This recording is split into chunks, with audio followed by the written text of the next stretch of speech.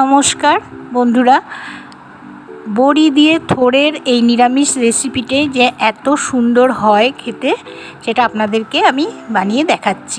প্রথমে থোড়গুলো এরকম ঝিরি করে কেটে, তার সঙ্গে অর্ধেক পেঁপেও ঝিরি করে কেটে নিয়ে হলুদ জলে ভিজিয়ে রেখেছিলাম।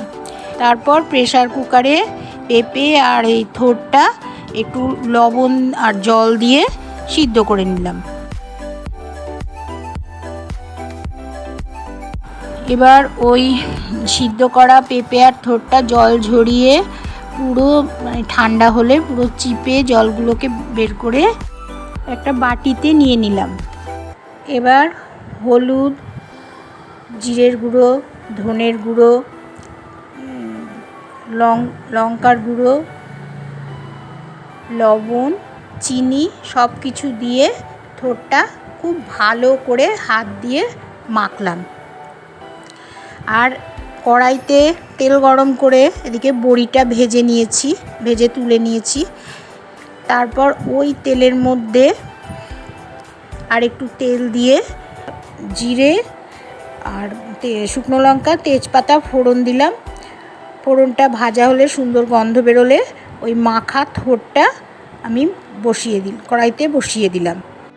এবার ওই তেলের মধ্যে ভালো করে থোড়টাকে ভেজে নিতে হবে, যতক্ষণ না কাঁচা মশলার গন্ধ চলে যায় ততক্ষণ ভাজতে হবে। তারপর একটা ঢাকা দিয়ে দিলাম। ঢাকাটা দিয়ে গ্যাসটা সিম করে দিতে হবে। তারপর মিনিট দুয়েক পর ঢাকাটা খুললেই দেখা যাবে যে থোড়টা মজে গেছে। এবার ওই ভাজা বড়িগুলো থোড়ের মধ্যে দিয়ে দিলাম আর সামান্য একটু দুধ দিলাম। জলের বদলে আমি কিন্তু দুধ ব্যবহার করেছি, এতে কিন্তু এই তরকারির স্বাদটা অনেক বেড়ে যাবে। থোড়টা একটু মিষ্টি মিষ্টি খেতে ভালো লাগে, তাই জন্য বেশি ঝাল দিইনি, তাই আমি কয়েকটা চেরা কাঁচা লঙ্কা দিয়ে দিলাম। তারপর একটুখানি আটা ছড়িয়ে দিলাম। এবার হয়ে গেছে। এবার 1 চামচ ঘি আর গরম মশলা দিয়ে থোড়টা ভালো করে নেড়ে চেড়ে ঘি গরম মশলাটা মিশিয়ে নিলাম ওর সঙ্গে। তারপরে একটা বাটিতে নামিয়ে নিলাম। থোড়টা খুবই সাধারণ জিনিস এটা কিন্তু এইভাবে বানালে খুব সুস্বাদু হয় খেতে।